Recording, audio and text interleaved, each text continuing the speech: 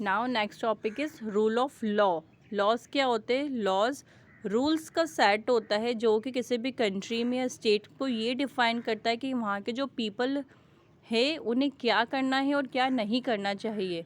What the people should do और not. ठीक है, क्या हमें करना चाहिए, क्या हमें नहीं करना चाहिए, कौन बताता है? जो लॉज बनाए जाते हैं वो बताते हैं। लेकिन ये लॉज जो होती है आर्बिट्री नहीं होने चाहिए। आर्बिट्री मीन्स जो अपनी मनमानी करते हैं, तो ये रूल्स मनमाने नहीं होने चाहिए। लॉज बनाए जाते ताकि सभी वो जस्ट और फेयर रहे। They should not be discriminating और अनफेयर टुवर्ड्स एनी पर्सन और सेक्शन ऑफ सोसाइटी। ये जो लॉज बनाए जाते हैं ये किसी भी तरह का डिस्क्रिमिनेशन नहीं बताते हैं कि किसी भी पर्सन को या किसी भी सोसाइटी के थ्रू ये डिस्क्रिमिनेटिंग हो। इंडियन कॉन्स्टिट्यूशन एक प्रिंसिपल लेके आए जिसे उन्होंने नाम दिया रूल ऑफ लॉ। इस रूल ऑफ लॉ का ये काम होता है कि वो चेक करे कि कोई भी उस लॉज के आर्बिट्री यूज़ नहीं कर रहा हो, अपनी पावर का मिसयूज़ ना कर रहा हो। इंडियन डेमोक्रेसी में सभी सिटीजन्स को इक्वल माना गया है लॉज के सामने। उन्हें social status, caste, religion, gender ये सब चीज़ें नहीं देखी जाती है। ओके, आपने कोर्ट का सीन देखा है? बहुत सारी मूवीज़ में बताते कोर्ट, तो स्टैचू बताते हैं जुडिशरी का। एक ब्लाइंड फोल्डेड वुमेन रहती है जिनके हाथ में वेइंग स्केल होती है, तराजू होता है, और पीछे बैकग्राउंड में इंडियन फ्लैग होता है। ये सिंबल होता है इंडियन जुडिशरी का। ओके, ये अच्छे से माइंड में रखिएगा। इंडियन जुडिशरी का सिंबल होता है, बैकग्राउंड में फ्लैग, ब्लाइंड फोल्डेड वुमेन का स्टैचू होता है और उनके हाथ में वेइंग स्केल होती है। ये सिंबल क्या कन्वे करता है? The symbol represents that laws apply to all citizens of the country. पीछे इंडिया का फ्लैग है, मीन्स ये लॉज पूरे इंडियन सिटीजन्स के लिए अप्लाई होते हैं। ब्लाइंड फोल्ड जो वुमेन है वो क्या रिप्रेजेंट करती है? जस्टिस विदाउट प्रेजुडियस, किसी भी तरह का पक्षपात नहीं किया जाएगा, इक्वल डिसीजन रहेगा। वेइंग स्केल ये बताती है कि डिसीजन इक्वल रहेगा। ठीक है, बराबर किया जाता है उसको। किसी भी तरह का करप्शन, ग्रीड, प्रेजुडियस, फेवर नहीं किए जाएंगे। ठीक है, ये होता है उसका सिंबल ऑफ जुडिशरी का मतलब। So, as per our constitution, all laws apply to all citizens, irrespective of their religion, caste and gender. सभी laws सभी citizens के लिए apply होते हैं, उनके religion, caste या gender नहीं देखा जाता है। कोई भी laws के ऊपर नहीं है। No one is above the law as per the social status और political power। उसका कोई सा भी social status हो, कोई भी उसकी political power हो, लेकिन कोई भी law से ऊपर नहीं होगा। Even President of India is not above the law। ठीक है, सभी को समान नज़रों से देखा जाता है। There must be proper punishment and process to find out the guilty in case of any crime और वायलेशन ऑफ लॉ।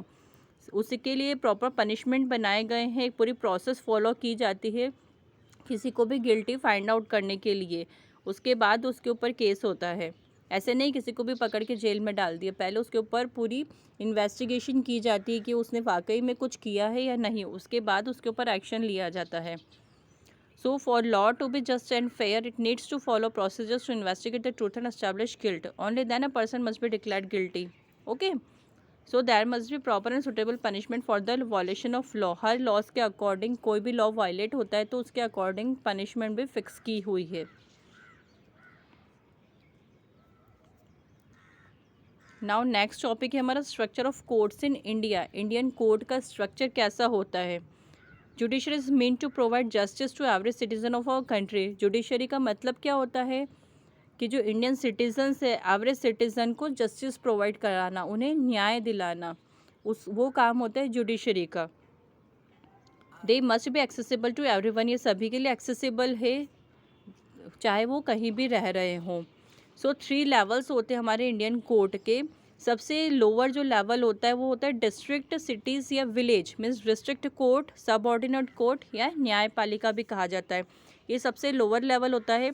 इसके ऊपर होता है हाई कोर्ट जो कि स्टेट या यूनियन टेरिटरीज़ में होता है, और सबसे ऊपर होता है सुप्रीम कोर्ट ऑफ इंडिया जो कि पूरे कंट्री का ऊपर होता है। मीन्स पूरी सुप्रीम पावर किसके हैंड में होती है? सुप्रीम कोर्ट के हैंड में होती है। Every state in India is divided into districts. हमारी स्टेट को, मतलब जितनी भी स्टेट्स हैं इंडिया में, सभी को डिस्ट्रिक्ट में डिवाइड किया गया है। ये तो पता है ना आप लोगों को। जैसे हम जो रह रहे हैं, हम लोग मंदसौर डिस्ट्रिक्ट में रह रहे हैं, तो इसे डिफरेंट डिफरेंट डिस्ट्रिक्ट से डिवाइड की हुई है हर स्टेट में। तो जो सभी डिस्ट्रिक्ट्स होती है वहाँ पर सिटीज़ भी होते हैं, टाउन्स भी होते हैं, विलेजेस भी होते हैं, ठीक है। सब तरह की चीज़ें होती है, डिस्ट्रिक्ट के अंदर भी सिटीज़ भी होती है, टाउन्स भी होती है, विलेजेस भी होते हैं। तो जो पीपल रह रहे हैं इन एरियाज़ में, अगर उन लोगों को कोई भी डिस्प्यूट हुआ, कोई भी इश्यूज़ हुए, तो वो लोग कहाँ जाएंगे? वी हैव डिस्ट्रिक्ट एंड सब ordinate courts at this level. इस लेवल पे हमारे पास डिस्ट्रिक्ट कोर्ट्स हैं, न्यायपालिका है। तो अगर इस लेवल पे अगर कोई भी इशू होता है तो वो कहाँ पर जाता है? डिस्ट्रिक्ट कोर्ट में जाता है।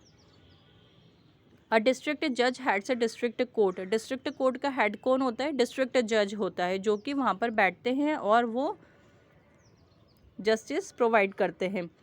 ये लोअर कोर्ट्स होते हैं that here many different type of cases on a daily basis. Daily basis के जो केसेस होते हैं उसकी हियरिंग होती है इन कोर्ट्स में। फिर अनदर लेवल होता है कोर्ट का, जो कि स्टेट लेवल पे होता है, वो होता है high court. Every state as a high court which is the highest court in a state. High court सबसे ज़्यादा हाईएस्ट कोर्ट होता है कहाँ पर? स्टेट लेवल पर। इसके ऊपर नेशनल लेवल पे भी कोर्ट आता है, जो कि हाईएस्ट कोर्ट होता है पूरी कंट्री का, जिसे हम कहते हैं supreme court of India. And it decision made by supreme court of India is binding on the lower court. कोई भी डिसीजन अगर सुप्रीम कोर्ट ने सुना दिया तो फिर हाई कोर्ट या डिस्ट्रिक्ट कोर्ट कुछ नहीं कर सकती, उन्हें वो डिसीजन फॉलो करना ही पड़ेगा। सुप्रीम कोर्ट के पास सुप्रीम पावर होती है, उनका डिसीशंस नीचे की जो दोनों कोर्ट्स होती हैं उन्हें फॉलो करना ही पड़ता है। लेकिन अगर कोई भी केस डिस्ट्रिक्ट लेवल का हुआ और अगर जिसने केस फाइल किया हुआ है वो सेटिस्फाई नहीं हुए डिस्ट्रिक्ट कोर्ट के डिसीजन से, तो फिर वो हाई कोर्ट में जा सकते हैं। और हाई कोर्ट ने जो डिसीजन सुना दिया वो डिस्ट्रिक्ट कोर्ट के तो लो बाउंडेड हो जाता है, मीन्स डिस्ट्रिक्ट कोर्ट फिर कुछ नहीं कर सकती, हाई कोर्ट का डिसीजन उन्हें मानना पड़ता है। लेकिन अगर कोई हाई कोर्ट के डिसीजन से भी सेटिस्फाइड नहीं हुआ तो फिर वो सुप्रीम कोर्ट जा सकते हैं। फिर सुप्रीम कोर्ट का जो डिसीजन होता है वो फाइनल होता है, उनका डिसीजन फिर हाई कोर्ट और डिस्ट्रिक्ट कोर्ट दोनों को मानना पड़ता है। सो आपको स्ट्रक्चर समझ में आ गया। सबसे लोअर लेवल पे होती है डिस्ट्रिक्ट कोर्ट, जो कि डिस्ट्रिक्ट, विलेजेस, सिटीज़, टाउन्स के लिए होती है। उसके ऊपर होती है हाई कोर्ट, जो कि स्टेट लेवल की होती है।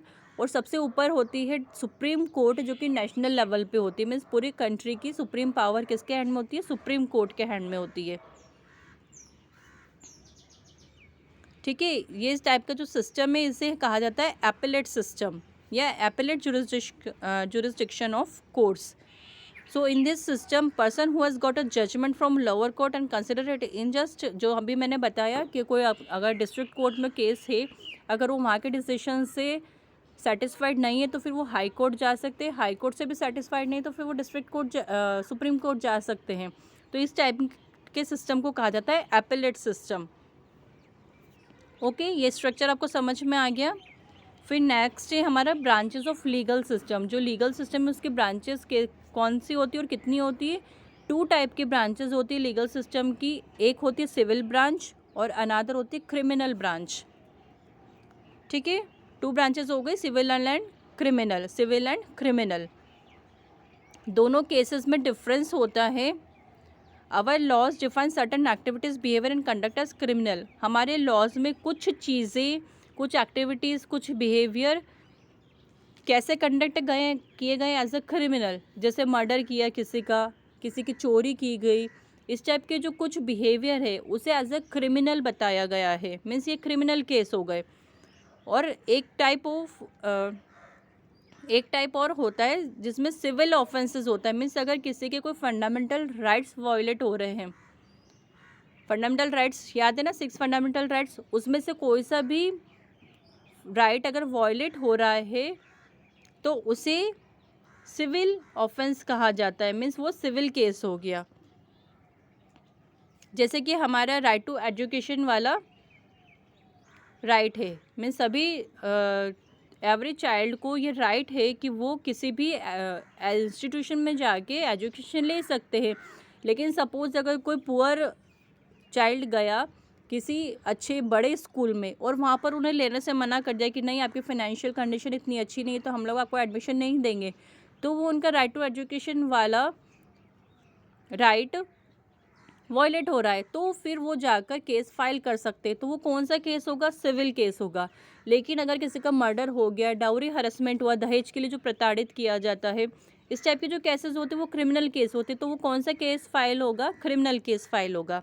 ठीक है, दोनों में डिफरेंस समझ में आया आपको? तो इन केसेस के अकॉर्डिंग इनका पनिशमेंट भी फिक्स होती है, वो इनके अकॉर्डिंग पनिशमेंट दी जाती है। ठीक है, दोनों में डिफरेंस समझ में आ गया। तो ये लीगल सिस्टम के ब्रांचेस हो गए, civil and criminal. I hope आपको सारा सब कुछ समझ में आ गया होगा। तो सिर्फ आप इतना ही सिलेबस लर्न कीजिएगा पॉलिटिकल एंड सोशल लाइफ का, और जो भी मैंने समझाया है क्वेश्चंस भी इनके अकॉर्डिंग ही आएंगे, और क्वेश्चंस में इन बिटवीन दूंगी, तो आप इतना अच्छे से पढ़ लीजिएगा। ओके।